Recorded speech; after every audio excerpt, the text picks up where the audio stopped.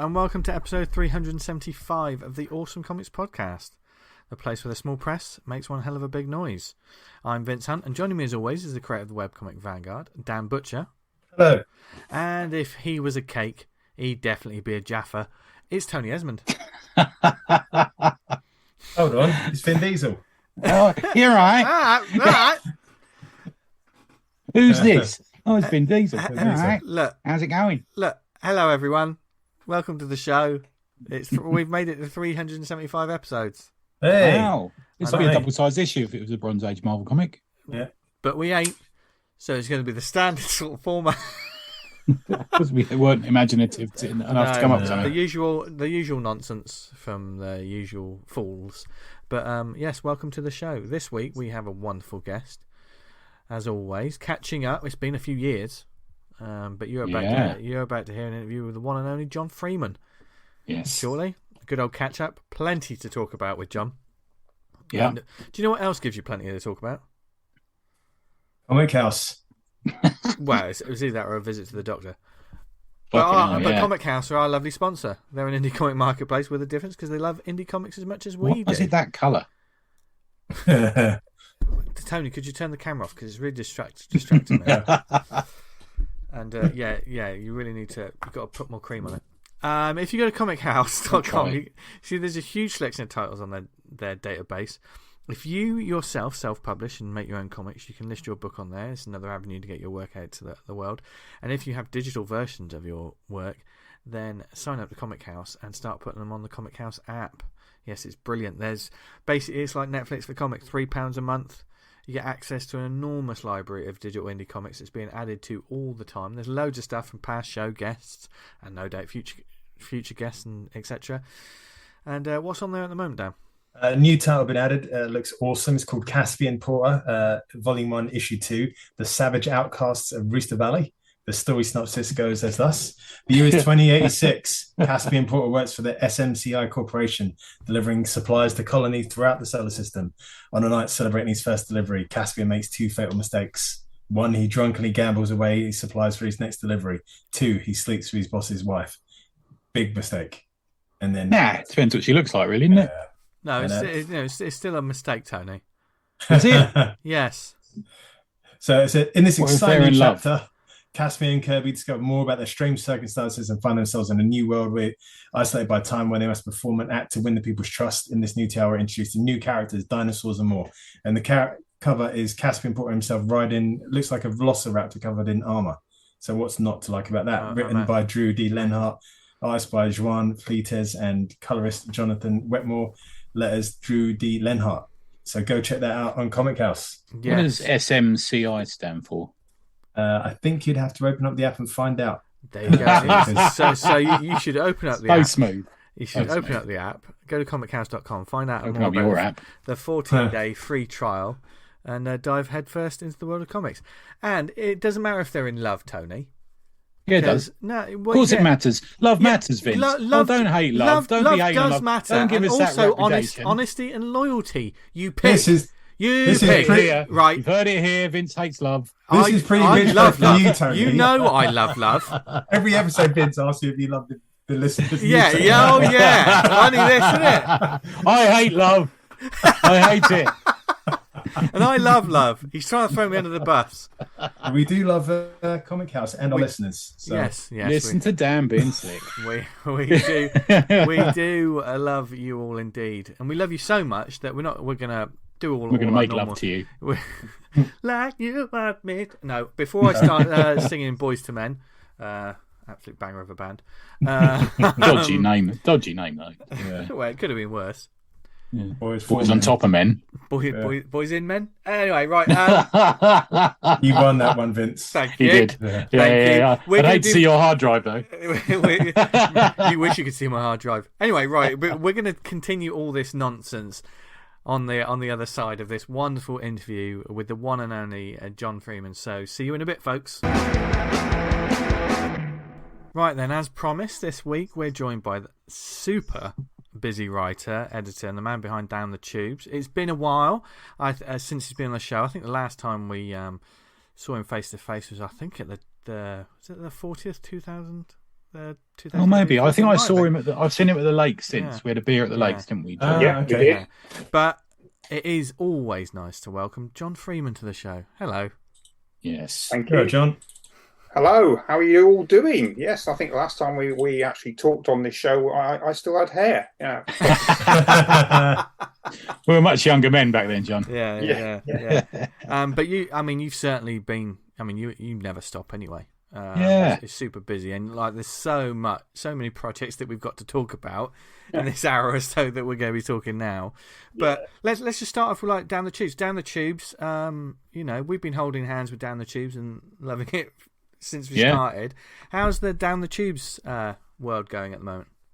Okay, actually. I mean, during obviously when nobody was able to go out, I mean, the number of people who were passing by Down the Tubes and discovered it, I think, for the first time, leapt significantly. But they've also stayed with it since. Nice. Nice. Which is great.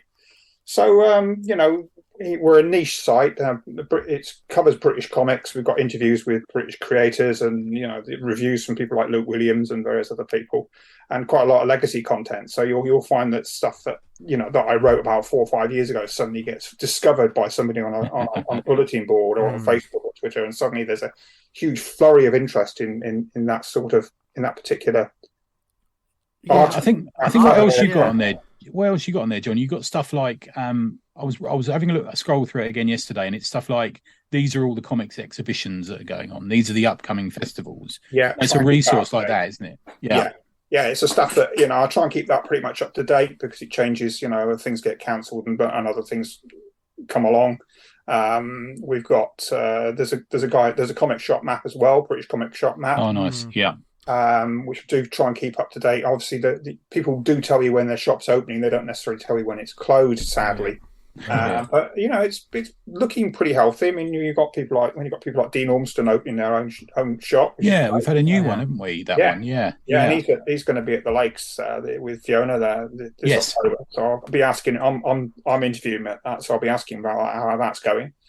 But it's all tied to all sorts of other stuff as well, isn't it? I think they've got a brewery next door as well, which is sort of like right. people through. We're getting Black Hammer beer and all that sort of thing, are we? Yeah. That'd be good. That's the coolness, isn't it? Having a beer associated with your book at the moment, isn't it? Absolutely. There's a few people have done it. Yeah. Yeah. Well, we Lakes did it a few years ago. We had a Knockabout sort of sponsored a beer as well, and I think several people have done it now. So Hellcat did one. I've still got in my garage. Yeah, they always do well at conventions as well. I remember when we were at Thought Bubble, there was that brewer that was just a couple of tables. It was across from us, wasn't it? Was it 2018? That's right. And they only lasted like a morning on all the days because everyone just bought everything. Yeah, I didn't get a look in at all at that one. And it was opposite us, wasn't it? Yeah. Well, I think it's one of those things that I will go and have a look at that later, and then perhaps we need to launch our own brand of like slow gin or something. Yeah, awesome Campari pod beer. Yeah, or port. The awesome comics at Campari. That'd be nice. You're a fan of the Campari, aren't you, John? That's a tipple of yours. No. I went off things like Pernod and Martini at a very young age. Having sort of like. At a young age? Yeah, when I really, still in his teens, early teens. Yeah, when I was student days. That's actually young, and having grown up in Cornwall, I went off cider very early on. Yeah. I moved on to the sipping brandies when I was 12. You're the son of a preacher man, aren't you? As this thing goes, John. I am a son of a preacher man. My dad was a vicar. The first parish he was in was the Isle of Dogs. Wow. Okay, that must have been lively. Yeah. Well, it was. I think it was a bit of a at that time back in the mid-50s. Yeah, and then I moved to the Fens, and it was Guyholm, which coincidentally was literally the parish right next to Reverend Audrey. Tank Engine Thomas fame. So at one point, I got taken to meet the Reverend Audrey and see his train layout, which was, at the age of 3, on one of my first memories of that. And then we moved to Cornwall. So partly to a place called Julo, which is outside Liskeard, and then in between Liskeard and Lou, and then down to St Ives, where in the early 1970s, my dad defended the hippies, and it sort of like became a celebrity in the national papers and things like that, and he was on was on telly and that sort of thing. Barbara Hepworth was there at the time, as well. So It was very cool. Very formative. Yeah, cool. Yeah, and all the while you're drinking Cinzano, Bianca, and all that sort of thing. Yeah, I get you. Perno.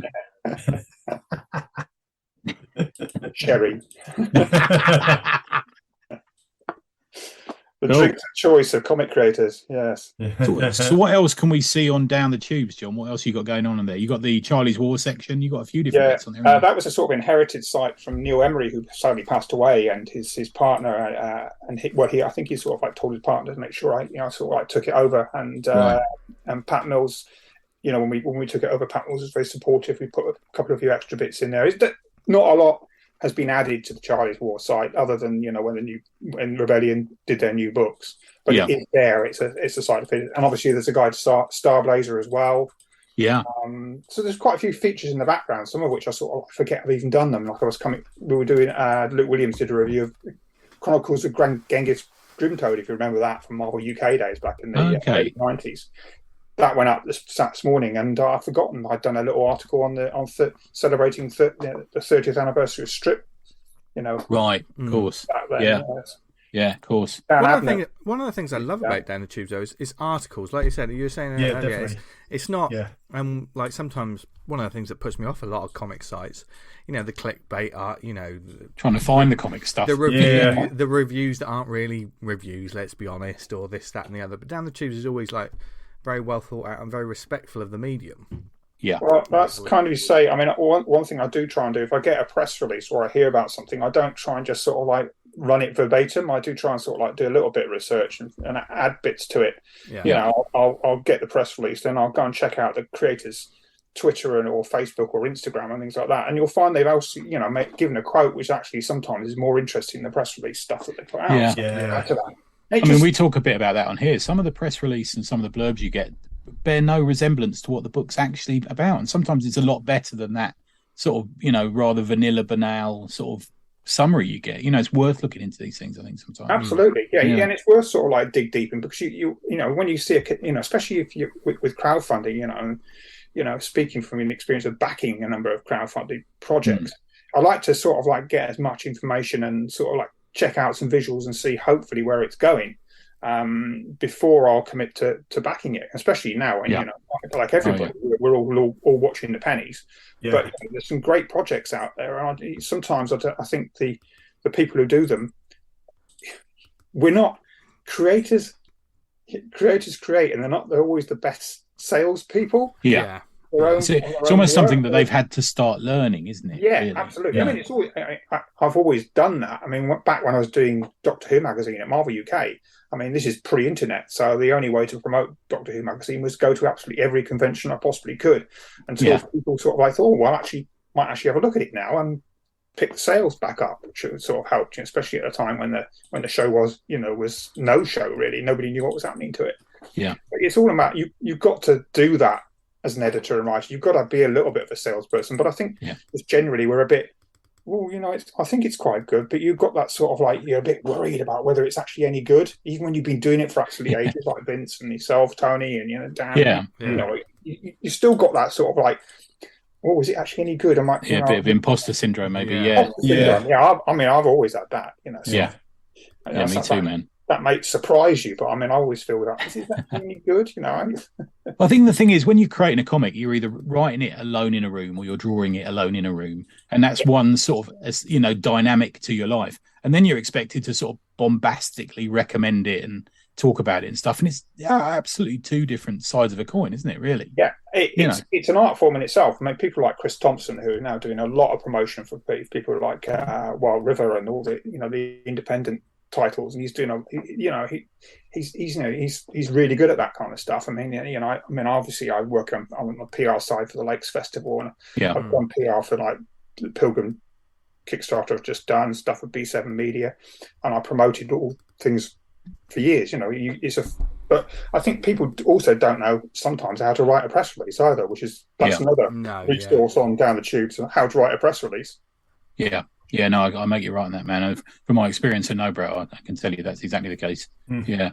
Well, should we move? You just mentioned the Lakes, so should we talk a little bit about your role what is your role at the Lakes, John? Because you've been involved for quite a few years now, haven't you? I've been there since day one. I mean, when I was there when Brian Talbot and Judy Tate sort of like announced what they were planning to do back in 2013.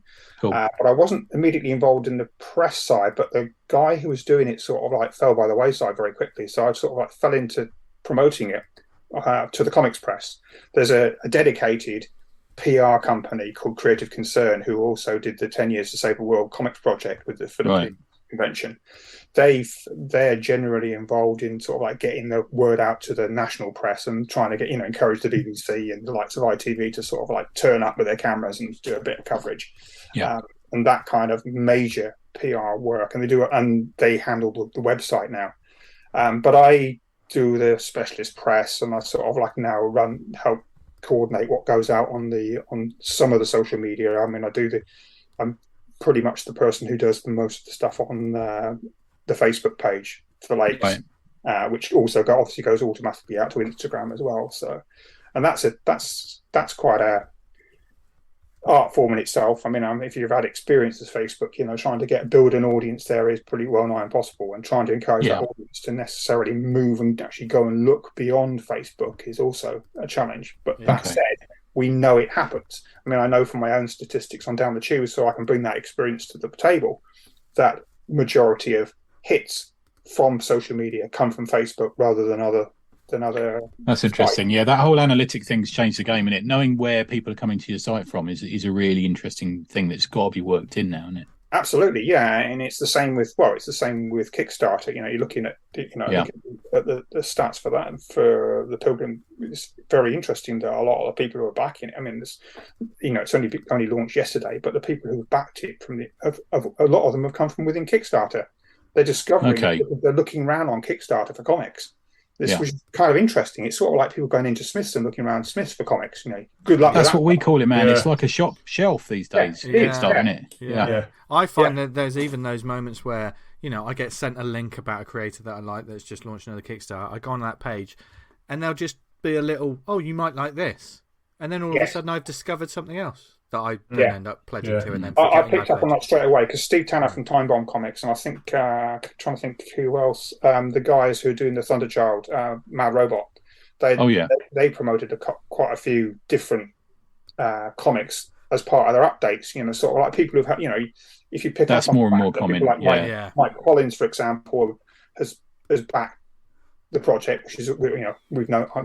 Thank you, Mike. I've known you for years, but by fair play, I sort of promote his Croix Noir thing, which you can pick up with Smiths. It's sort of like tit for tat, and we all float up. You know what I mean? It's like, I know Bocelli said that once. We're all working together, and Rachel Smith said the same thing. We all sort of like, if we work together, we can promote the medium. And one of going back to the Lakes Festival by roundabout, the sort of catchphrase for the Lakes Festival now, which is now not just the festival in the weekend, but workshops and stuff in schools and development projects with minority groups and all sorts of stuff. You've got the Comics Laureate as well, haven't you, as part of it? Comics can change the world. That's the ongoing message that we're trying to get across. And I think, and that may sound a bit bombastic, but I don't see why they can't. I mean, you just look at the way that the comics form has risen, despite there not being like million-selling comics in newsagents like they used to. It's a form that works really well visually for people. They don't necessarily have to read the words as long as the story is told well. So on that basis, you can deliver educational messages, and you can deliver important messages visually, especially in countries where you can sort of like port, India, Africa, and things like that. Whereas they're not necessarily where you're reaching out with a visual message which can cut across, which is why we've got guys from Egypt coming to the Lakes Festival this year to talk about what they've been doing in the community there. We're working with the comics convention in Beirut for a future partnership, and we still do a lot of partnerships with across in Barcelona with schools there, looking in France. We're still working internationally and also in the Far East as well. There's huge amounts of interest in comics just generally. I mean, I've often said that to friends of mine, whose kids have been having trouble reading. I think, comics as a literacy tool is a really interesting idea and very useful. Absolutely. If you're using a picture to work out what the words are sometimes, I think it's really interesting. I read some article years ago about how during the Second World War and the Vietnam War, there was sort of guys who were very poor American soldiers who hadn't been taught to read, and that in order to show them how to do stuff like clean their gun or stuff like that, they made comics for them. Yeah, Eisner did some. That's right. Yeah. Well, Eisner did loads of stuff like that. It's this getting the message out visually. I mean, and the I think I mentioned this last time around, but I mean, I was back in 2008 when we were doing the Rock Comics, the mobile comics thing, which also had an audio soundtrack. So you had on your iPad. This is the very early days of getting comics out digitally. Even though I was talking to David Lloyd about putting comics out digitally back in 2002, 2003, just to give you an idea of how I saw the future, but you just couldn't deliver it. But we got these comics out on iPad and iPhone, and we were putting an audio soundtrack to the comics, so you could listen to the comic while you're reading it. But the guy who ran Rock had this idea that you could sort of like do the soundtrack in Spanish, but have the words in English. So people whose first language was Spanish, they could be listening to the soundtrack and marrying up the words, and learning English. Clever, yeah.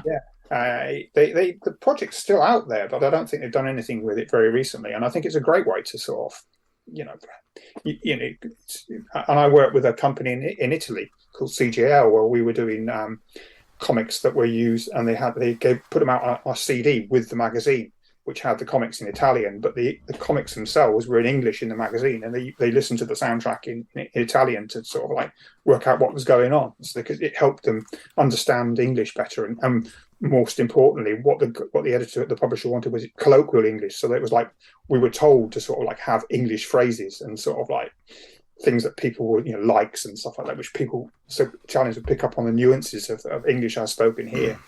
Christ, I wish I'd had that at French at school, rather than just staring down the top of the French mistress. Did you not have Asterix and Tintin in the library? Not in French, John. Yeah, sadly. We had Asterix and Tintin in the library in French. My first introduction to Asterix was actually in the French versions, which are totally different to the English ones, because like you said, there was a little crib sheet in each book telling you, all these people in the background are famous French politicians and things like that. Never have known if you just read Asterix the Ghoul and the hair of the dog page. Now the Lakes rambled a bit. Again. That's fine, man. No, that's fine. That's what we like. The Lakes is the 14th to 16th of October, the main bit of it, isn't it? Yeah, but you've moved venue as well, haven't you? We've moved to the Bowness on Windermere. It was a big step, but the opportunities were there. But essentially, it's because there are organisations in the Lakes who are seeing that the potential competition from things like the Eden Project in Lancashire, because as you may know, they're looking at doing an Eden Project in Morecambe. And that's been on the cards for absolutely years. And there's a feeling amongst some of the organisations in the Lakes that this might be a big competition for them. So they're interested in investing in long-term events that will draw people to the Lakes first, and then going elsewhere. So they'll come to the Lakes and then go to Morecambe or go to Liverpool or west like that. So it's like make it a destination event. So they're supporting us. So we've got great support from the Lake District National Park. When are you getting involved in the Eden Project Comic Con? Is that coming soon? Or? Well, there is a Morecambe Comic Con every year. Right. Okay. But it was at the weekend. But they've never. Right. I've reached out and never heard back from them, sadly. So, but it's a shame. But that's that's the way it goes. Now. As well as we're going to talk about some of the guests, because you've got a banging lineup of guests this year, John. Yeah, it's great, isn't it? I'm really fucking spot on, man. Yeah, but I wanted to just mention Steve Holland. So Steve Holland's in the middle of his Comics Laureate's 2 years long. Is that right? Yeah. Generally, has it been longer because he's been COVID? It's been COVID times for him. No, it's usually 2 years. Sorry, and he's been on the Comic Art Festival website. I think he's written something like 100 or so reviews of books for kids and things like that. Oh, that's good. There's a huge amount of if you go to the Little Lycath part of the website, there's a huge amount of resources for kids that Sim Leach and Hester Harrington and Stephen L. Holland in particular have created specifically for teachers and for kids to use as a resource there. Oh, nice. So for people that don't know, Steve is the owner manager of Page 45 in Nottingham. Yeah, and but he is also but started as an artist. You know, he was a comic artist or an illustrator in an earlier form. But I mean, he's always been an advocate for independent comics. Yeah, and a very forthright, very strong. You know, opinionated, but he holds his opinions. No, speaking of great. Agreed. Speaking of opinions, John, you and I have been chuckling at some of the comics reviews that I found in Escape magazine written by you from the mid-80s. Yeah. John, not many. I didn't do that many. I mean, Escape only lasted like 19 issues or so. Or I think you're right. Yeah, but John, you appeared to have been me back then.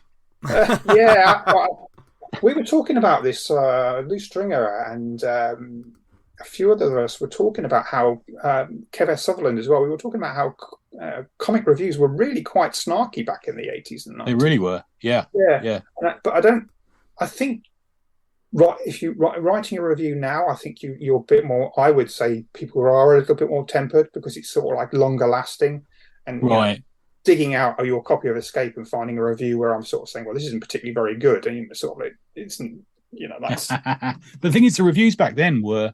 I mean, across stuff like Fancy Advertiser and Speakeasy and all these sort of magazines, fanzines, you'd find like Alan Moore wrote that one, and this one's written by Neil Gaiman and all this sort of thing, weren't they? Yeah. Well, you probably know, but Frank Plowright does a brilliant website, which is packed full of reviews and really good, well-written reviews about. Yeah, Frank's great, man. I remember seeing him at UCAC. He was one of the main guys for UCAC, wasn't he, for years?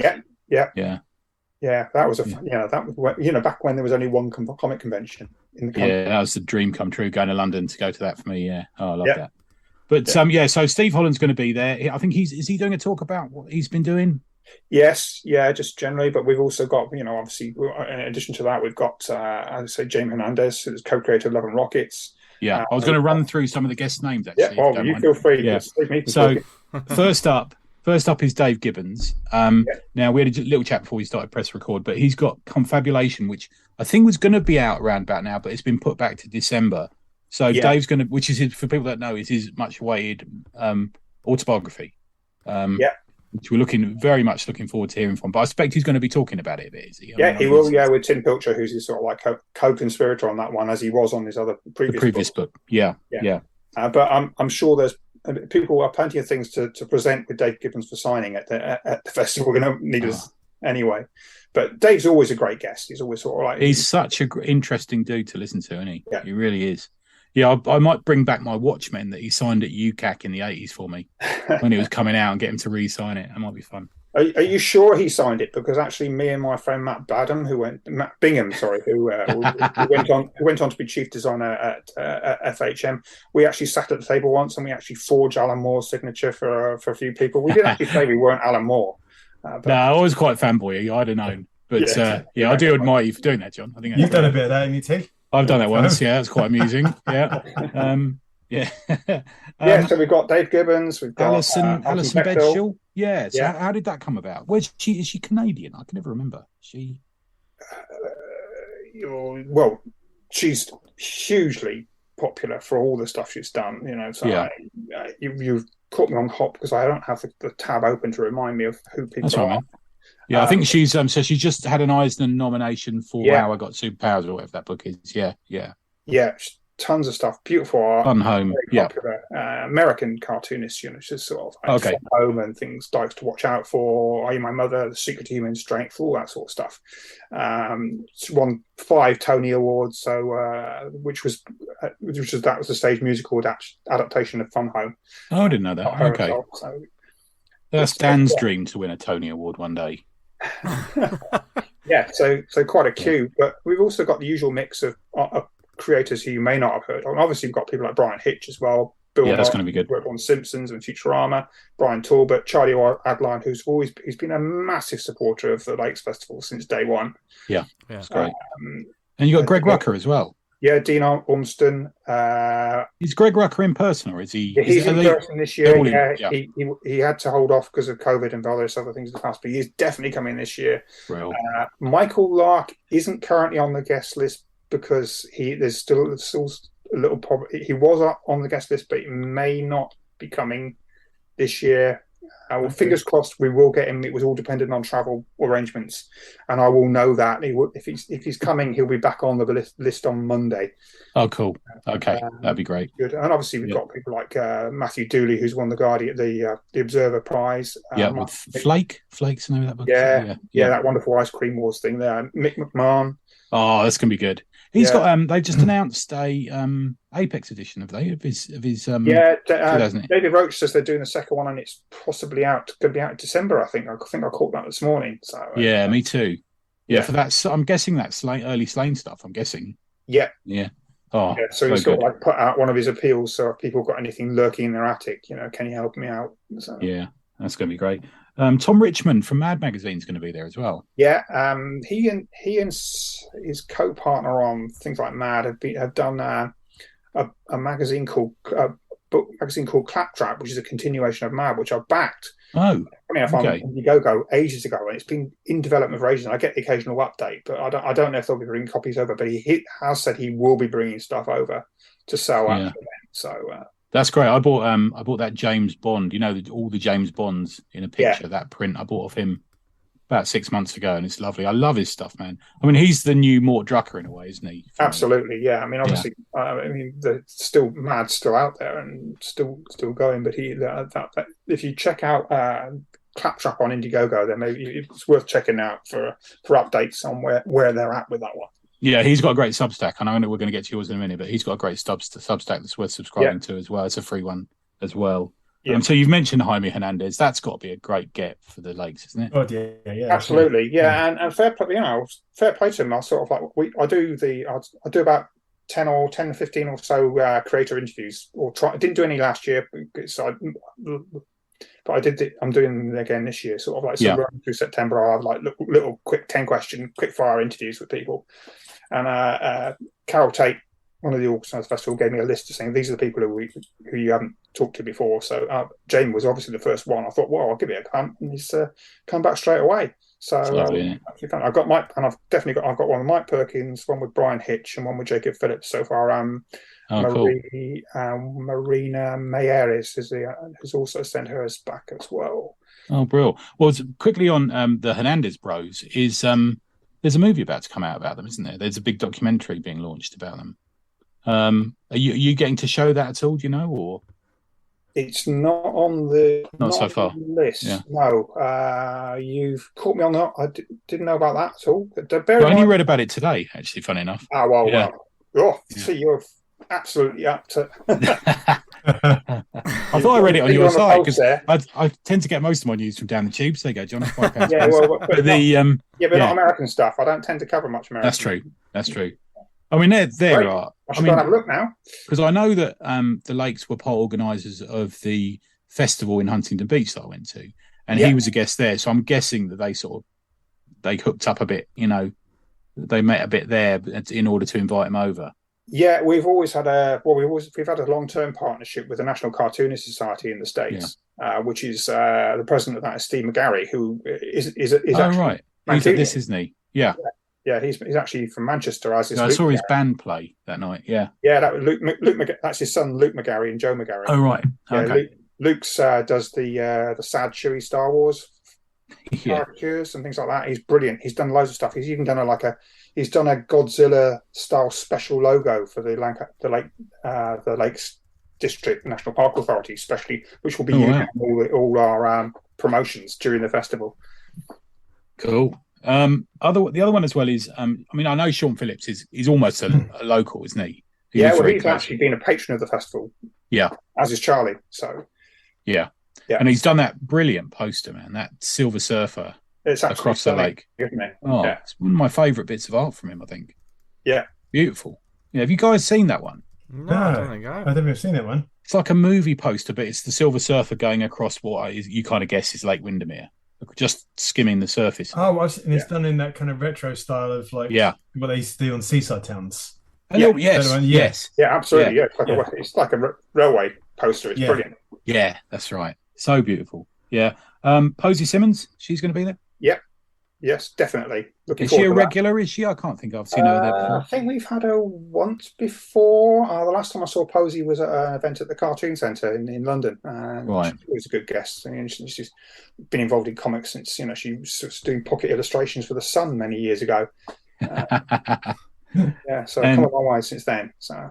And Brian Talbot, who's obviously riding high on the new book. Yeah, and he's obviously got his own book coming out as well. I don't think that'll be out in time for the festival, but that's on course, And okay, I take it you've read the new Luther Arkwright, which is absolutely fantastic. Yeah, I went to the signing actually. I cheekily got it. He didn't realise I got him to make it out to David Icke for a laugh. I didn't notice.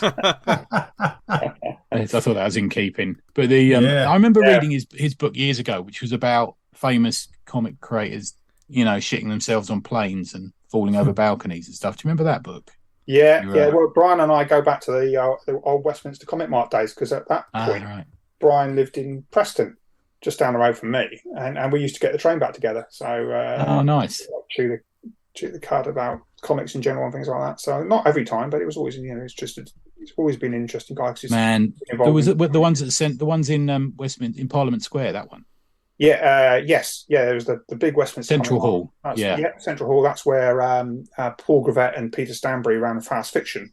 And that was my first introduction to independent comics, independent British comics, stuff like Ed Pinson, Davy Jones, who doesn't know what's on Viz, Smuzz, Ryan Ellis was doing his own independent comics for those days. Got good luck tracking those down. Yeah.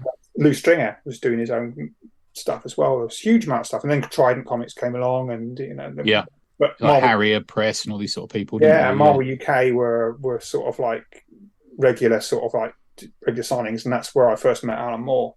I used to go to those marts, man. I was probably the annoying 12-year-old running around in your way. Yeah. I was sort of like probably a bit older than you, Tony, about 4 years. Yeah, because me and I said, going back to that was when I did my first little fanzine called Sagan, and we started on it. I think I've said this before on your podcast, but we started with issue 25 because we reckon that was a good way to encourage people to buy it, thinking they missed their back issues and they wouldn't be able to find them.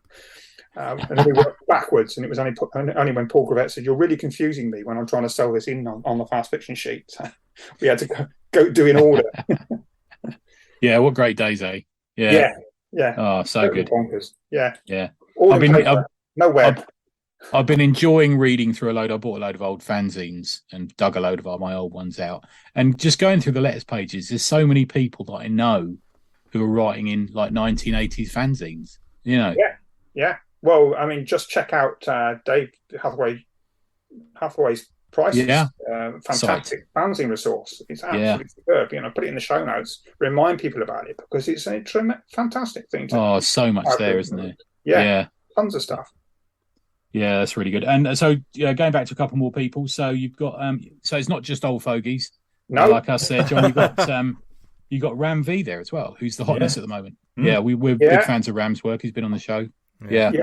And obviously on the exhibitor side, a lot of British independent creators as well.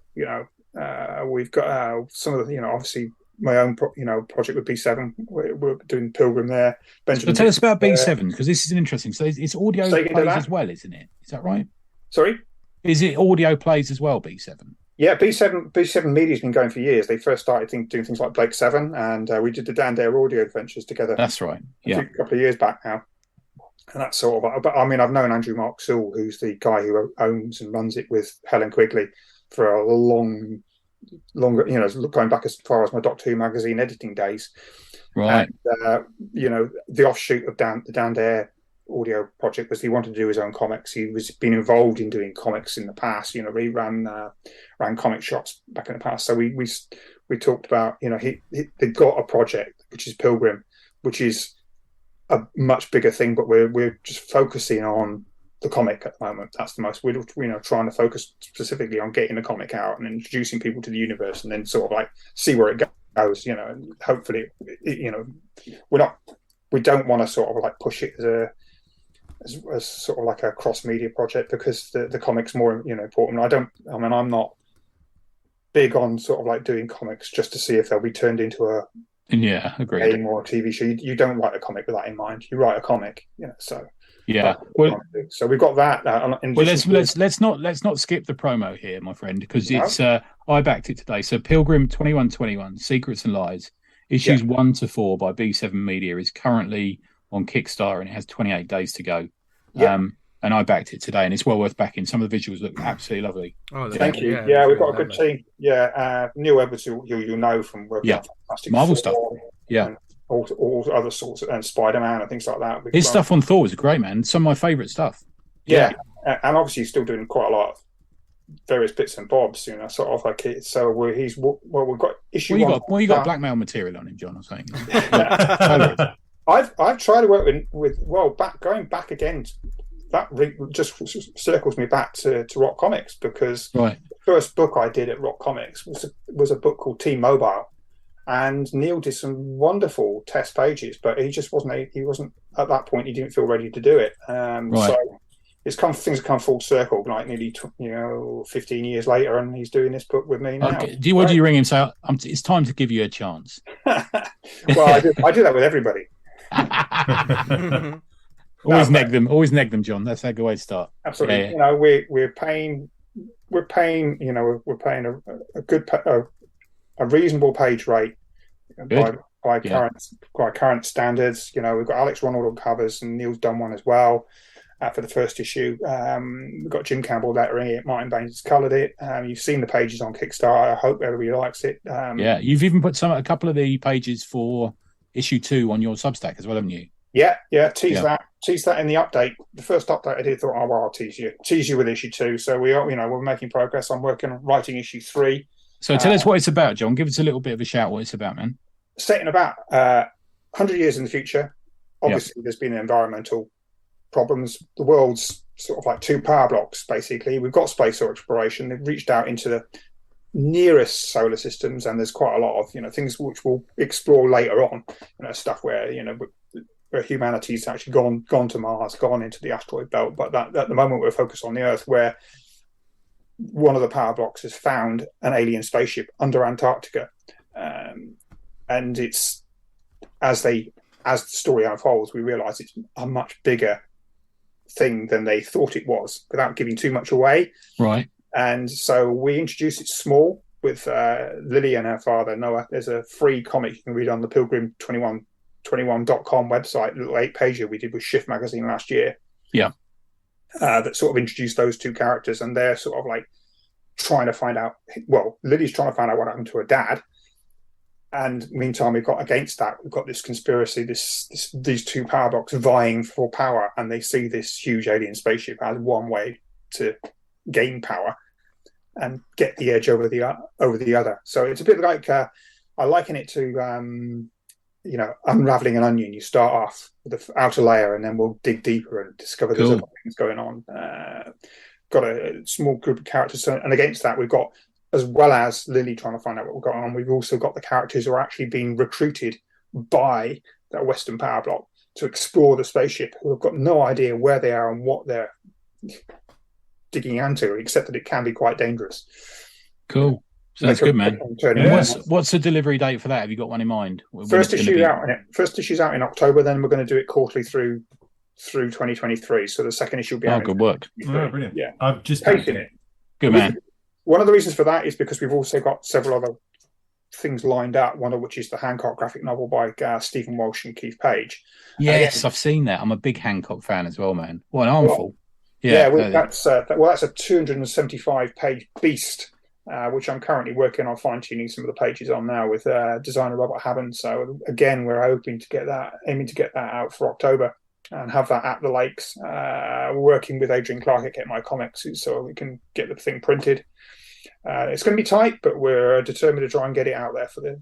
And who's putting it? Is that Crucible Press? That's B7 Comics again. B7, okay. So the idea is that the reason for doing Pilgrim quarterly is so that we can slot in other comic projects through the year. So we're not doing too many. It's a bit like when I was doing most small publishers, if they're putting out books, your distributor tell you, well, only do like 6 or 7 a year, otherwise you're going to be fighting against each other, never mind other companies. Okay. So it's like concentrating on one book and just sort of like powering on with one book. As you know, sort of like getting one book out and focusing on that and building your audience through that project. That's a good point, man. Yeah. Now you've also, because you're a modern man, John, you've dived into the world of Substack. Yeah, you're all over that now. Yeah. So do you want to talk a bit about that? So anyone can subscribe to it for free. Yeah, it's free.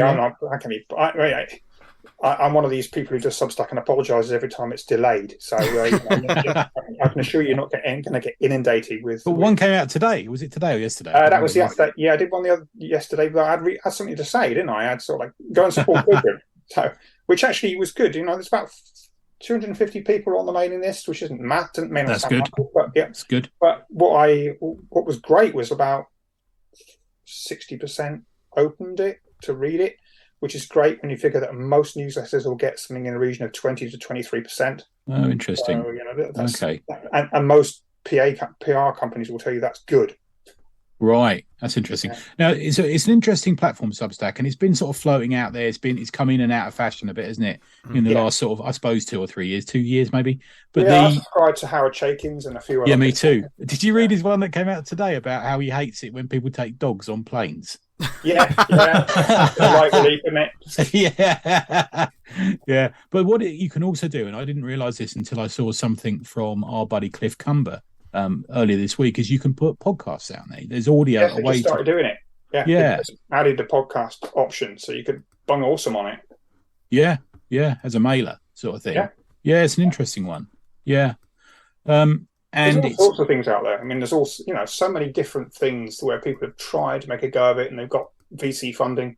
I mean, and then it sort of like dies to death. But I think guys on Substack seem to sort of like have a long-term game plan, unlike some social media platforms appear to have. Yeah, they had a little bit of a financial wobble recently, didn't they? I think where they paid a lot of money to get it going, I think. And I'm not sure they got quite the returns they were expecting, but it seems to be hanging in there. And it's a good way to do a mailer. It's a very simple way. Yeah. Rather than going through some other places which are a bit more problematical to sort of get into and design. The words of the thing, but and obviously the sound now as well. So I mean, I think bottom line is I think with things like Substack is that you control what you're doing with it.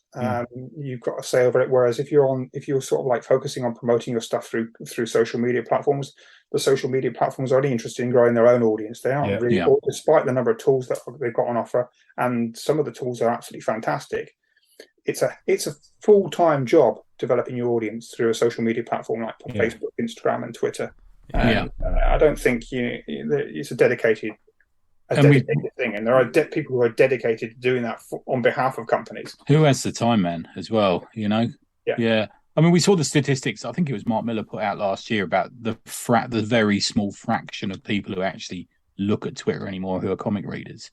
And I think with people sort of escaping, these sort of more verbose, polarizing platforms, I think newsletters are beginning to feel like the way to go again, Yeah, and I've noticed an uptick, although most people have got a website and they haven't touched it for years, some people seem to be going back to it because they actually control it, Down the tube site, it's everything on there, you get what you're given. If you're prepared to go and have a dig round, you'll find all sorts of things on it. Yeah, bookmark it and get on it. Yeah.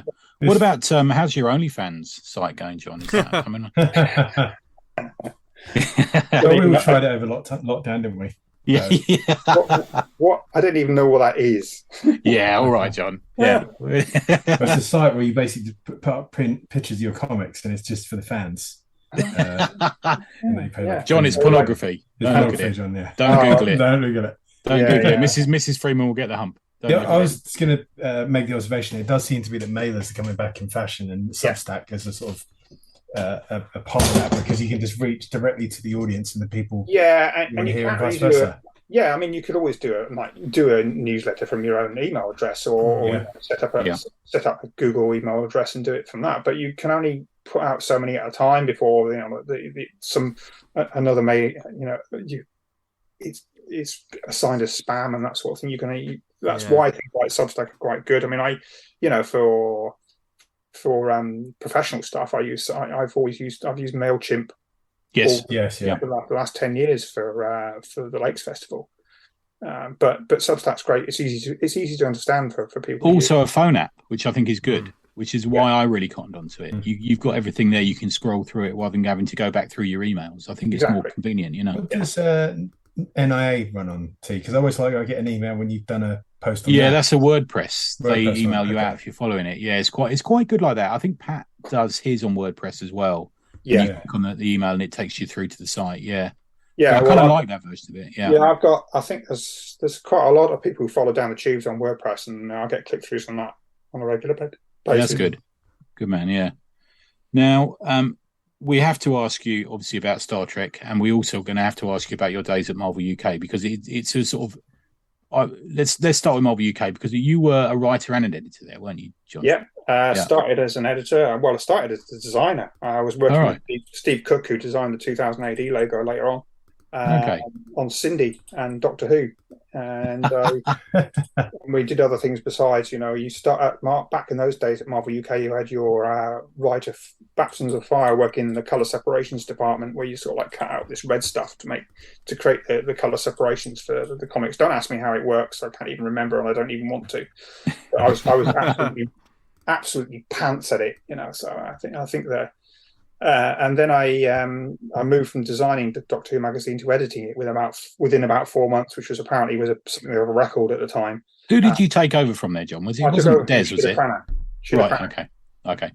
And who was brilliant at teaching me all the ins and outs of editing the magazine at that time, as was Louise Cassell, who later went on to Future, I think. Right. They were the ones who sort of like were the guiding hands to make sure I didn't do anything untoward. You know, introduced me to the production team at the time, Jonathan Turner, Andrew Cartnell.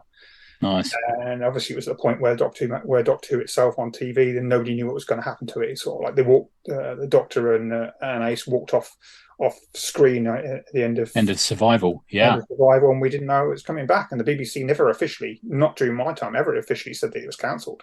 You know, literally kept us on tenterhooks, really. And then there was also, there were people who were apparently doing an independent version of Doctor Who, which never happened, even though I sort of like saw stuff at the time. We had those weird little fan movies, didn't we? Were they called The Stranger and all that sort of stuff, didn't we? Yeah, there was all sorts of old... Wartime. Yeah, that was Real Time Pictures with Keith Barnfather. He did Wartime with John Levine. That's it, yeah. Oh, so that skirt copyright, they call it The Stranger as opposed to... Yeah, it was a little bit Sapphire and Steel, a little bit Doctor Who. Yeah. The way the early Doctor Who worked, the monsters that writers created in the early days, they owned the copyright on the monsters, but they didn't necessarily own the look of them. So which is where I think like you like the Yeti and things like that. You could and Terry Nation co-owned the Daleks, so you could do a Dalek show without Terry Nation's permission. So who was doing the comic strips at the time when you were editing it there? Well, Richard Starkins was still editing the comic strip for a while, even though I was editing the magazine, and he sort of like implemented this thing of having a lot of people involved in drawing the comic strip on a semi-regular, they do one, like Doug Braithwaite did one. John Ridgway drew. John Ridgway had been drawing the strip for absolutely ages. Ridgway did some great stuff. He did that one that Colin Baker wrote. Do you remember that one? That was John M. Burns and. Was it? Oh, okay. Right. Who took over? Barry Mitchell took over. John M. Burns did the first issue, and then Barry Mitchell took over. The one with the penguin in it. That's now apparently canon. Yeah, that's it. Yeah. That's it. Who's now apparently canon, believe it or not. And, that's due to Big Finish, isn't it? Because he's appeared in Big Finish. And obviously, when I first the people I got involved in when I first took over actually editing the strip, I got Arthur Ransom drew one for me, Mike Collins did one for me, John Ridgway, Vince Danks. You introduced me to John Ridgway at Lancaster. Do you remember? Yeah. You introduced me to him, and he said, "Tell Tony about your new comic." And he spent 45 minutes telling me about his new comic, John. I still haven't forgiven you for that. Got done up there, see. Fair, John, I'm still waiting for that to come out. He's sort of like... He's always thinking about it. Yeah. There's the old page you see on Facebook, isn't there, of it? Yeah. Some, that stuff he's doing. If you follow John on Facebook, he's doing a wonderful fantasy story that he keeps posting, which looks beautiful. It deserves to be collected by somebody. I'm hoping. I wish somebody would just pick it up and collect it. And then you took me to the pub afterwards, and he was sitting there, and I sat next to him, and he looked at me and went, "Oh no, it's you again." I think you cheeky fucker. I couldn't possibly buy it, Kohney. Good stuff. So it's all come full circle almost, isn't it? Because from one great TV series to another, you're now editing the Star Trek. I'm back where I was 27 years ago when Titan approached me. Lee Bolch at Titan actually approached me about setting up their magazines department while I was still at Marvel. Right. But it didn't happen, and I went back to I moved up to Lancaster and went freelance, and then Marvel UK's output tanked. So I ran the Lancaster Literature Festival for a couple of years, first as a PR guy, and then ran the festival itself, and got loads of comics people like David Lloyd up doing some wonderful stuff. Nice. And then came back to Then I came back to London to help set up the Titan Magazines department, and Star Trek was one of the first things we did, along with Star Wars and the Simpsons comic magazine. Oh, right. So I did that. And then a few years later, when I obviously was freelancing again, they phoned me up and said, we need somebody to do Star Trek magazine for a few months. And it ended up being 2 years. Oh, right. So, I'm back on it now. I'm just sort of like working on issue 5. Very different beast now. It's called Star Trek Explorer. And it's sort of like because the whole environment of magazines and things has changed. There's the USP of the magazine isn't necessarily the news, but we've got access to the cast. Behind the scenes people. There's a lot of cast quotes. There's like a 2-page, 4-page thing about your thoughts on this subject, and then you go through all the cast, isn't it? Bless his heart. That's Ian Spelling putting that together. I wouldn't, he's sort of like going through talking, but he actually talks to everybody and gets these minuscule quotes and just gets. But one of the USPs of it is the fiction. So we've got people like people like Greg. It's like short stories in there, aren't there? Yeah, short stories, and obviously. The aim is that they're actually going to put out collections of them through next year as well. So do you think we're discovering the new pulp? Do you think this is the internet's caused us to have the new pulp come out? It's almost like that. Yeah. Well, I think magazines have had to reinvent themselves and become brands rather than necessarily be sort of lead with news. Because like a licensed magazine can't possibly, unless you're Doctor Who magazine, which has always had incredible support generally from the production office.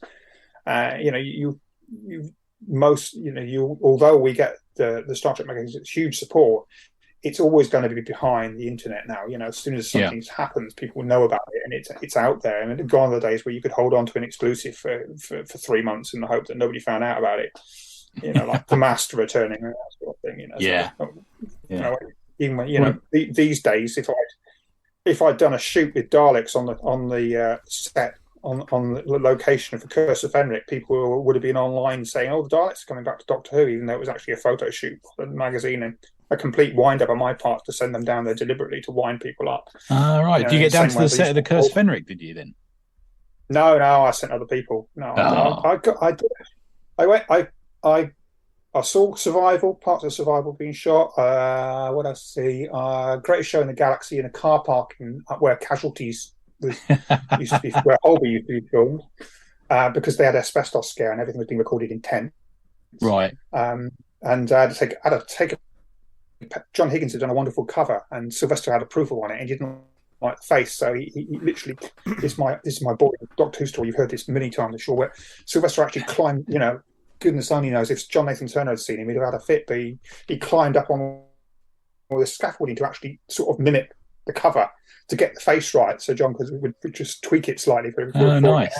Yeah, I've got the photos. Oh, dude. Yeah. Well, that's interesting because by the time people hear this, I will have sat next to Sophie Aldred at the Bridlington Comic Con. Yeah, who was of course coming back on in the final Doctor Who with the 13th Doctor in it. Yeah, it's all filmed, isn't it? Is that right? Or is she been on? Mike Collins had already done all the storyboards for the first scene of the last scene of the episode when I spoke to him at the London Film and Comic Con. Couldn't tell me anything about him. He's not allowed to, because he does a lot. Mike Collins does a lot of storyboards these days for a huge number of shows. Yeah. So exciting times. Star Trek's going to be very interesting. So good stuff, man. And I always think fondly of those Marvel UK Death's Head, Battle Tide. Death's Head. 2, 3, Death Rattle. Paul Neary really did have a list of different versions of the word death with a different name in it, which he's like Marvel US would demand another death character because it was selling really well. in the States. So he literally, Bambos Giorgio told me he definitely had a list in his desk and would just produce it. And I don't know if he stuck a pin in it. He said, "Yeah, it's going to be Death Rattle," and tend to, whoever was at the other end of the thing went, "Gee, that's great. Yeah, we'll have that." So were you in that office that's next to Temple Tube? Were you in that place? Yeah, we were. Yeah. I often walk past there when I'm working. Yeah, Bayswater, when they was a big posh conference centre. Now I went in there, sort of popped my head through the door. It's all very posh and sort of like, "What are you doing in this room? You oik, you don't want to be in this building." They all do defence stuff, don't they? Oh right, okay. Yeah, right. Sort of international defence conference meetings and that sort of thing these days. Yeah, I'm often at the Temple, so I always make a point of going that way out of Temple Tube. Always having you can see into the offices from there, can't you, as you walk over the road? Yeah. Where we used to have a Dalek. That's it. Yeah, that's right. Yeah, the Dalek in the window, and Americans would come past and do a double take and ask if we could take a photograph of it. That's great, John. Thanks so much, guys. You got anything you want? You've been so big. You just don't stop, do you, John? I just rattled and no. I mean, you don't stop working, and that's amazing. Yeah. Well, I am going to stop working now because I don't normally do things late at night. So we're very lucky to have you, John. We did that. He stayed up past his bedtime to talk to us. I've got to be up at like 3 o'clock in the morning to do another issue of Star Trek. Good man. With Tony Hancock on page 150 and going through all the pages. I'm buying that Star Trek magazine and I'm enjoying it. I've got to tell you. Yeah. Great. Strange New Worlds, man. Got me. Well, I'm going to go back and listen to your when I get Star Trek go back and look at your Star Trek podcast because very kind. I thought, they'll be really good. I'll look at that. So you're very I'm going to try and get a chat with Brandon Easton, who did the for an upcoming issue as well. So nice. Okay, well, I suppose the next time is because I'm not seeing you Sunday. I'll see you at the Lakes then, dude. Yeah, good. Yeah, it'd be great to see you. Yeah, man. Yeah, good stuff. Grab an interview if you can too. Yeah, it'd be a good idea. Yeah, see how it's gone. Yeah. But until that time, where can people find all of your stuff, John? Just check downthetube.net because I'm always sort of like covering stuff there, and sign up for the Substack newsletter. There's a link on there. The Kickstarter is still running. We've got another 28 days to run for Pilgrim 2121. Pilgrim Secrets and Lies. I'm sure you can find it, and please back it. Thank you very much for those who already have. Good stuff, man. If you go to Substack the app, you can search under Crucible Comic Press, and that'll take you to John's mailer. Downthetube.net is my main port of call, and that's the sort of thing I try and do stuff on. Start there, and who knows where you'll end up. Where you'll end up. Twitter, Instagram, YouTube. OnlyFans. If you're John, you end up on this show, and then rue the day you ever started. It's been a long time since I was on this show. Yeah, we miss you, babe. The restraining order finally ran out. The restraining order finally ran out, and we got you back. Fantastic! I'm glad to hear that. Yeah, hopefully I'm better behaved this time. You're fine. Mention Susanna. Well, there you have it. John's been a busy boy. John's good, isn't he? He's good. Yeah, and he's fighting the good fight in the name of comics and just general good entertainment. He's on that grind, as they say. I miss him. It'd be good to see him when I see him. I thought I'd seen him yesterday, but he's not making it, so it's a shame. Yeah. So, but we'll find out next week how Tony gets on. Yes. You're right. Is this the first of its name? Bridlington Comic Con? Yeah. I'm not sure actually. No, I don't think so. Okay. No, he's not. They've done ones before because I looked at it. Okay. Yeah, it's not because I sent you that video of it on YouTube. Good point, Tony. Yeah, but now Tony Esmond's there. Now the party really begins. Now it'll stop. Yeah. Speaking of which, Russell Crowe now. Speaking of which, do we have any? Tony doesn't look like Russell Crowe anymore. Do we have any shout-outs, gents? I've got a few. Go for it. So get on the ACP Slack. We're doing a Doctor Who draw-off, and it is going really well. I think it's my favourite draw-off so far. Some cracking stuff on there. You do? Yeah, we were kind of. I ain't done one yet. I've got one planned. We kind of I went an hour about what we were going to do next to the draw. So I just snatched the reins up and I was like, Doctor Who. Yeah, stop fucking around. Do it. Yeah. I did one that suited my amazing artistic skills. Excellent. Yeah. I've not looked at it, so I've not seen any of those ones in there. Oh, but look, man. Yeah, it's good. Yeah. It's a shame I could have drawn one of Ace and sign my name in blood. So my friend online did this for you. Signed your name in blood? or in something else. Yeah. Jesus Christ. Don't turn on the that light you can see shit on. What's it? Black light. Yeah, fucked up the joke there. But the next one, the final issue of Weird Work from Jordan Thomas and Shaky Kane is out now on Kickstarter. Go back. Hey. Back them all. Yeah, very worthwhile. He's got some great stretch goals as well, which are sort of slowly eking out. Really good stuff.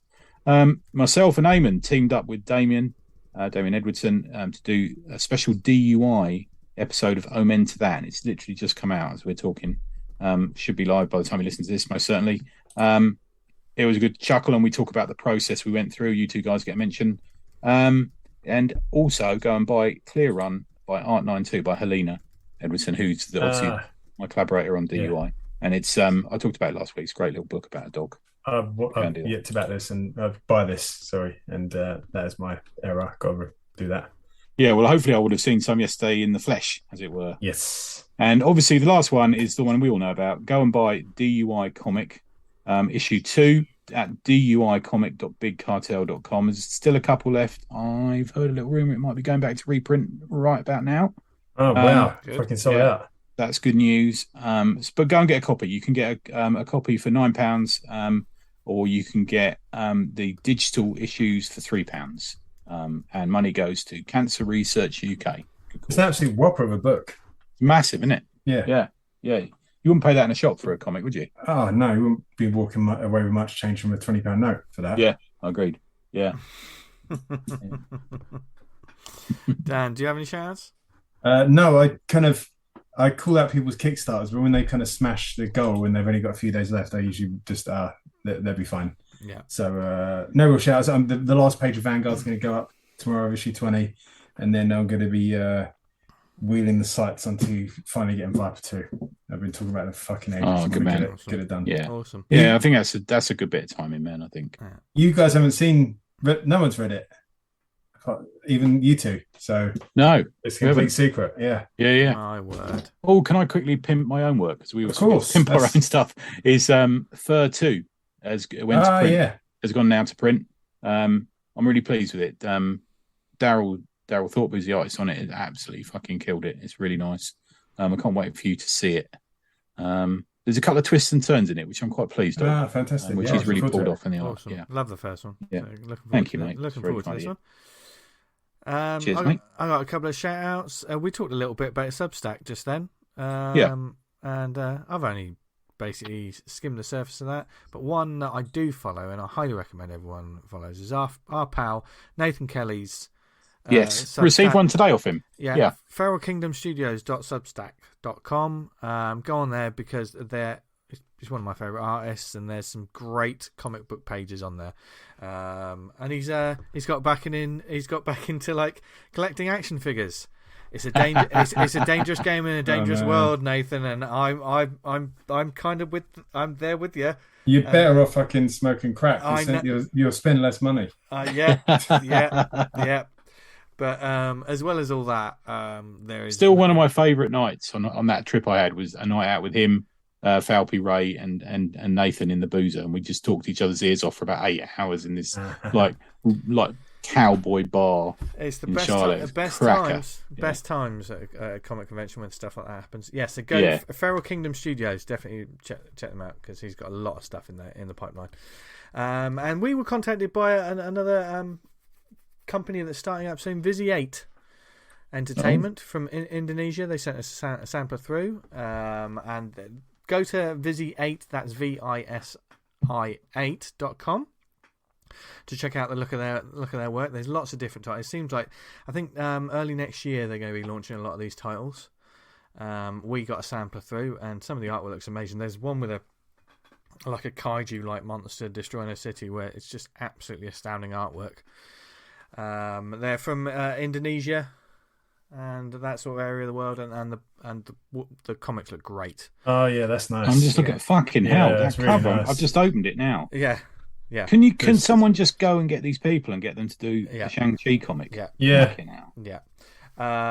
So lots of great creators. There's Ryan Laksamana and Masfarid Siddiq, who started off work sort of like working in the sort of animation industry, etc.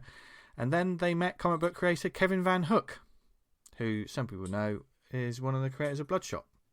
Oh, okay. All right. So basically, they got together. It's sort of it just looks like some great original comics from Man, that kaiju comic, fucking That hell. looks really good. Yeah, there's a splash where the second page DPS splash where it's coming out of the water. It's really nice. Yeah, Jesus Christ. So there's several different titles. You'll see on the website. There's one called Changelings, Kara, Guardian of the Realms, Galio, the Seventh Tiger, and Nusantara Falls. All of them look very cool indeed. This looks not all ages, but a young audience could get away with reading this from what I can see. Yeah, from what I see here. Yeah. It's a mix of styles, isn't there? Yeah. So definitely one to hopefully keep an eye on and see these books into fruition, hopefully, because they do. Yeah. I want a hard copy of this, man. This lovely. Literally, I'm not giving over. I'm not. Blind. Oh no. You've literally just sent this to us, V, and I've opened it while you've been talking, and it's fucking outstanding. Yeah. So it's VISI8.com. Yeah. So definitely the design on that kaiju is first class. It's unbelievable, isn't it? It's just I was like, wow. So yeah, definitely check them out. And that's it for the shout outs this week. But what about recommendations? Tony, normally you've got 2 a week. I've got 3, but they all come in one platform, which I'm going to talk about. Do you want to do yours first, D? Yeah, my one's Maru, Kiru, Destroy the Moon. Okay. Which is a webcomic you can read on globalcomics.com. That's the comics with an X. And it's very much Global Comics, but comics with an X. And it's the classic. And the title was called Maru, Kiru, Destroy the Moon. I'll tell you what, I'll send it to you on our little group. But if you listen to this in the podcast, you hopefully be able to find this in the show notes. And it's kind of like a nod to Conan the Barbarian with the main character, Maru Kiru. It does a bit of a backstory about the gods, and there's the god who sits astride the moon, and essentially she wants to destroy the moon and bring down the god.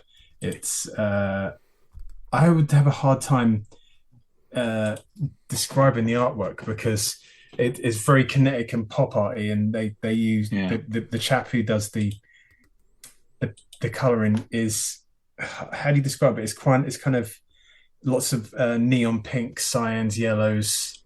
It's a real interesting one. There's a massive manga influence to it. It's drawn by Brendan Albertsky, which you can find on Twitter and Instagram at Hell to Breakfast. Yeah, Hell to Breakfast. Albert lives in Hell to Breakfast. That's I had to read it through like. It used to be on the Instagram handle. Fuck my dinner. Yeah, Hell to Breakfast. So go check it out. It's a fun little comic. It's kind of like, so you can download it DRM free for 99 cents. Do you know what I like about that, man? That looks like that's a woman with a sword who looks like she can swing a sword. Oh god, yeah. Unlike the woman who's just been hired for the Red Sonja movie. I've not seen that. It look like she can lift one. Yeah. But yeah, this is she's a chonk. Like yeah. In the nicest possible way. Yeah, in the nicest way. Yeah.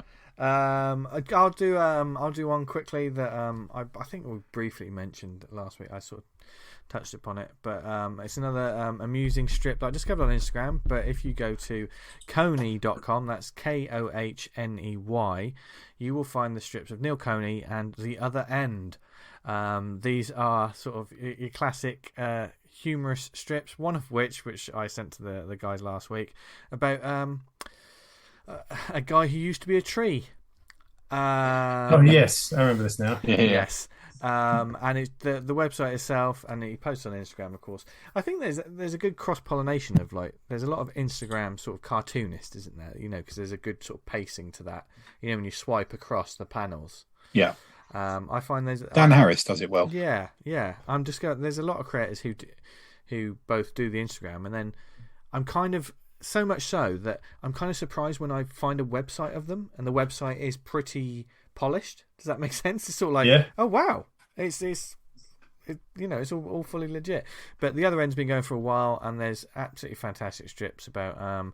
There's a couple that meet up at a supermarket. They're a husband and wife, and each one of them thought they were home with the baby, and they panic. And then rather than going home for the baby, they say we have to make a spare baby, and they start undressing in the middle of the Keep going. There's your imagination has to work with that one. There's a guy that gets bullied at work, but then he's got a little Gandalf on his shoulder that helps him defeat his bully. It's randomness in the most wonderful kind of way. And there was a 1-page strip which just made me laugh about a man who had just been to the toilet and was now feeling a bit frisky. It's do any of you take all your clothes off to do a number 2? No, because that man did, didn't he? Never. Yeah. I know someone who did that. They used to get undressed while doing a poo. I have to describe this page, and apologies for the spoilers. It's a 1-page strip, but it's living on my phone at the moment because it makes me laugh every time I see it. And it's just this guy. His wife's in bed reading a book, just looking over, and he's there, absolutely stark raving naked. He's not the most attractive fella, is he? I don't know. That way. Portly fella. But he's got these come to bed eyes, and he's saying, "Uh-oh, look who had to take off his clothes to poop and forgot to put them back on." And it's just she's like, "What?" It's worth a go, isn't it? Worth a try. You got to appreciate the hustle. So go to Kohney.com and discover more of these because I love that sort of humour, which is just absolutely. It makes me chuckle every time. So that's my one. Okay, Tony. Well, I decided a few weeks ago to finally pull my pants up and finally back. Oh God, how long have your pants been down? They're always slightly loose. I always let them one cheek out. Is to get behind Aces Weekly. For a number of reasons. Firstly, obviously, we're big fans of David Lloyd, and also that Simon Russell, our buddy's involved. And I thought there's loads of stuff going on in there that I'd heard about, and I was just missing. It's £1 a week. Each week you get 6 stories. Some of them are ongoing, some of them are slightly shorter, and it's done in what are called volumes. So the last volume I think was seven weeks worth, and I'm currently in, I think it's like 36 volume, whatever it is now. And it's done in a landscape format. It's for PCs and tab. It's a web-based comic distribution, really. If you subscribe to it, you start getting the comics from that week. It would be silly, wouldn't it, to go back and get all the comics previously from the last so many years, wouldn't it? So you start that comic. But there is a way of going in and buying single volumes as well on the site at an extra cost. But it's some really... I was also sort of spurred on by the fact that it's got some really great creators on it. So it's got Mark Hempel and Mark Wheatley, who I'm big fans of. John McCrae, he's got a story in there. Val Mayerick, who I recently did a podcast on, I'm a massive fan of. He's got a story in there, which he did with James Hudnall. There's a name from the past, isn't there? Mm-hmm. And Phil Hester's on there, V. I know you're a fan of. Yeah, love that. So there's some really interesting work on there, really interesting creators. And they are constantly changing the lineup. It's a bit like a web-based 2000 AD, but without the sort of confinement of it just being sci-fi fantasy. The stories are all different things. There's a tab if you scroll down the page on the volume page, you also get process work and little letters from David Lloyd and stuff like that, talking about the issue and stuff. So it feels like a very inclusive thing to be part of, if that makes sense. So I sort of picked out 3 things that I'm reading at the moment. There's generally 6 stories running at any one time. So 3 of my favourites from there. I think I've been in it about 2 months now. So one of my favourite things in it was Stories of the Incredible, which is by a guy called Anthony Smith. This is just a 2-parter. So essentially only 6 pages in all.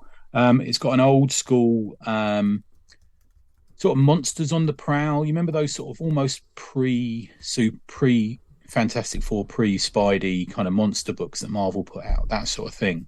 Yeah. It's got the look of it a bit like that. And it has that sort of golden age, silver age kind of feel to it, but in a way that it's almost homage. The way we see almost sometimes you see covers by, an 8-ball or stuff like that are almost homages of that period. Yeah. There's a little bit of that vibe to it as well.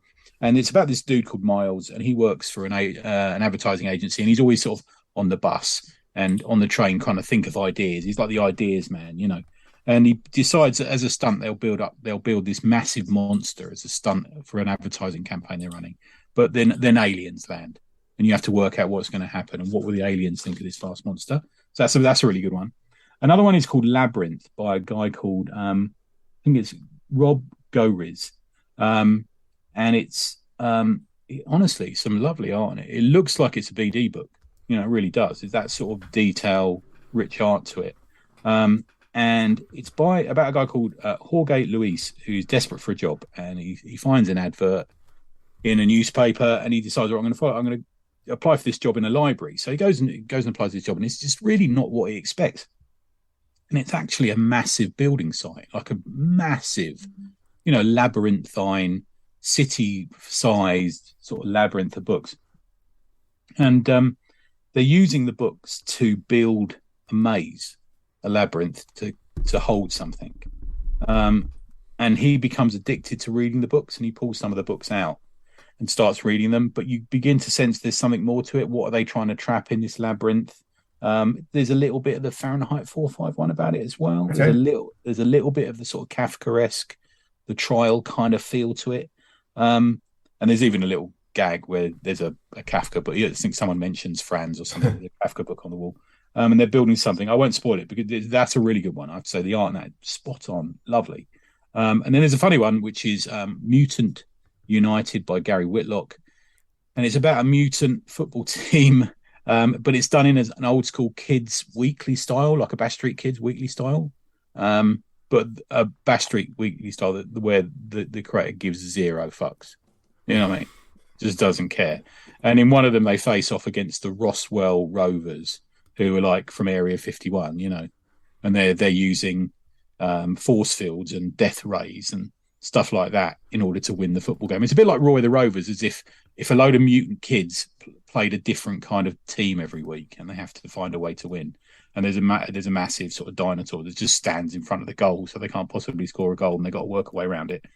And there's one where they fight these aliens where the US Air Force are in lurking in the background. And it's all very sinister. And then there's one where they fight a load of sort of dinosaurs that get brought back from the past, and it's got that sort of anarchic feel to it.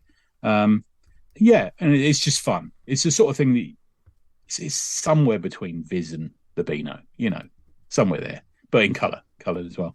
But it's an anthology, so not everything's going to hit. I don't think we've ever read an anthology where everything in it was all killer. So there's a couple of things that just weren't to my taste, but they're done very well. Just weren't quite perhaps what I was into. But on a hit rate, it's great. There's a really good hit rate to everything they're going on about in it. What I'm doing with it, I'm letting a few weeks build up, and then I'm reading it, and then I'm going back a few weeks later and reading it again. But you can read it. I think it's Mondays. I think it comes out, and you can just log in and look at the new 6 stories. And there's always new creators. There's always new strips landing. There's always new stuff going on. It's quite something that we've mentioned in passing a couple of times, but we've never really dug into, have we? No. But I'm really glad I did. It's for someone who's got like 4 issues of 2000 AD sitting on the table downstairs unread, because I just my mojo was not instructing me to read that because it was getting me down a bit. This seemed quite fresh and quite fun. You can go and subscribe if you go to acesweekly.co.uk. I'd say it's only £1 a week, and I think you can jump in and jump out whenever you fancy. So it's pretty good. Just be aware you only get from the week you join. So don't go in thinking, I've got this raft of, 6 years worth of comics to read, because that would be ridiculous, wouldn't it? Yeah. People would log in for 1 week and then they'd log out and wouldn't pay much. Yeah, so just be aware of that. But there is a way of going in and buying some of the stories that you perhaps missed. Okay. There's a way you can go in and look at all the creators involved and see what they've done and stuff. It's quite a good little website. But yeah, so Aces Weekly, finally got around to doing that. Yeah, that's my one. Nice. That's one too. Nice. Good. So there's plenty of stuff, as always, for you lovely people to check out, of course. So we hope you enjoyed this week's episode. It's always fun catching up with John, seeing what's going on. Yeah, love John. Like I say, we'll have a little bit of a catch up, see how Tony's been. Tony's going on his travels again, so he's got his packed lunch, etc. Look forward to that. And his week. Yeah, it's just a 3 3/4 hour drive. It'll be fine. Yeah. But be sure to join us next week for more comic based fun, and usually probably something completely off topic. That's normally how it starts. But if there's anything this week or that you want us to discuss more, or maybe there's some events coming up, or charity-based initiatives involving comics. We're all about that. So please let us know. There's several different ways you can do it. Email us awesomecomicspod@gmail.com. Likewise, if you've got like any books or any initiatives, please send them through. Yes. I've got to figure out the filters on that bloody email. I know, every time we go in there's so much crap in there. It's really tough to get. I've been going through and trying to just delete everything that's not nonsense. So I'm sifting through the coal to find the diamonds, people. So make sure that your diamonds are in there, because we want to discover your comics, because that's how we discovered Vizzy 8 this week. So, I'm trying to think if they could put like something starting the subject line. So we know to look for the same thing every time. But... Yeah. Can I just say, so I've missed one of the shout-outs. I didn't notice on the Slack. Go and follow Ian Ashcroft on Patreon. Oh, yeah, man. He posted up the cover to Keir Wordsmith, the next one coming up. It's lovely stuff. Brilliant. Man, so good. Yeah, so go and follow him on Patreon. Yeah, it's ridiculous. He mentioned stuff on the Patreon about like they're doing an image pitch. And I was like, mate, don't get downhearted about it, because he got the fucking talent. Yeah, he was telling me about that when I saw him. Yeah, that's an interesting story. Yeah, I know very little about it, but like, if Ian is listening, mate, you're fucking really talented, and you're a beast, and we love you. Yeah, and also one of the nice ones. And I'm seeing him on Sunday. It's not about how hard you can get hit; it's about how hard you can get hit and get back up and all that shit. So, okay. It started off so poetic, didn't it, Tony? Did you notice you just said "and all that shit" at the end? Yeah, I ain't got it in me to give those kind of speeches anymore. Yes, you have, Dan. He's the modern Ginsberg. You're the Mr. Motivator of this team. Yeah. I mean, in fact, I'm sure you could get people to follow us on Twitter @TheAwesomePod, where we'll be retweeting and talking about comics, and maybe occasionally posting about some comic stuff from the past, some lists that you'll be fascinated to see what some of your favorite, who influenced some of your favorite artists. Yeah, that's a really good chat at the moment that's going on in the Slack. Is I put that list up and said, well, who are your influences? And it's turned into like there's like loads of replies to it. Yeah, really good. Yeah. So if you do the Book of Faces, go to facebook.com/awesomecomicspodcast. Likewise, the community group Awesome Comics Talk. Get involved on there. There's lots of great people on there, as well as, like we just said, the Awesome Comics Podcast Slack group. Lots of channels. It's all about for the love of comics and talking about whether it be creating, selling, marketing, just chit-chat and all kind of stuff. So there's something for everyone on there. And there's something for everyone on this show every week. Well, maybe not. We usually put a lot of people off in some way. I'm sure. Well, inclusive for everyone. Yeah. Anyone can listen. Everyone should be able to read comics, and anyone should be able to listen to this show, because we love you all, no matter where you are in the world and wherever you listen to this show. We honestly, all jokes. Well, we've got far reach. The people from what do you call it? Singapore, Indonesia. Yeah. So wherever you heard us, we truly appreciate it, and we love that you're making comics and listening to shows like this. Whether you heard us on the website, from the website awesomecomics.podbean.com. If you listen to us on Apple Podcasts, subscribe, leave a review. It helps get the word out about the show. It really does make a difference. Come on, we could do with a review. Yeah. So come on. Fuck me and everyone in ages. Yeah. Yeah. I was about to say we're very needy, and then Dan's like, fucking hell. Everyone in ages. Come on. We're needy. Wait, or Boney Desmond will be leaving one. Yeah, no, a lot of other shows would be like, "Oh yes, we really appreciate it. We're just desperate. Our egos need it. We'll tell you like it is. We're just three white guys in dark rooms, just needing an ego boost." That was quite bright, actually. But... Yeah, mine gets I'm naked. Mine gets darker as the night goes on. That's kind of what happens with the night. Anyway, when you listen, but he's right, you know. Yeah, here comes the night. Yeah, the night is a very dark time for me, Dan. Right, now's a dark time. What's that from? I know that line. That's from Blades of Glory. Yeah. Because he says the night's a very dark time for me. He goes, it's dark for everyone, you idiot. I need a rewatch. Yeah. I watched Step Brothers again the other day. Our Step Brothers so good. Anyway, before we get onto that, that's an entirely different podcast. Thank you for listening. Boats and Hose. Whether it was on the network, Spotify, Amazon, Stitcher, Podnose, Podknife. What are the networks we on, Tony? We're on Pod. I'd probably do She-Hulk from behind. Fucking hell. Topical. I love sometimes when Tony says things, there's an audio moment that I think that everyone can visualize. Me and Dan stepping back from him. I'm not hating on it. I'm not hating on it. No, not at all. The opposite. Yeah. I'm enjoying it. Anyway, right, wherever you listen to us, we really, really, really do appreciate it. So, and if you listen to us, then maybe follow us on social media or wherever, or on the web or wherever you can find us. Dan, where can they find you? You can find me on Twitter at Vanguard Comic, and you can read Vanguard at vanguardcomic.com. If you want to see what's coming up with Viper 2, that'll be exclusively for patrons only. So /Vanguard Comic on Patreon, and you can see how I gear up. I've got some people helping me out. They know who they are, in helping me making some of the promo materials for this. So it's going to be good. Oh, nice. Okay, nice. Another little secret he keeps from us, Vince. Yeah, so many secrets, but it's always worth it. The reveal's always worth it. Sexy secrets. Oh God, we're getting to that stage of the evening. They're not that sexy. I'm getting that sexy comic through that I backed. Do you remember the one I found online?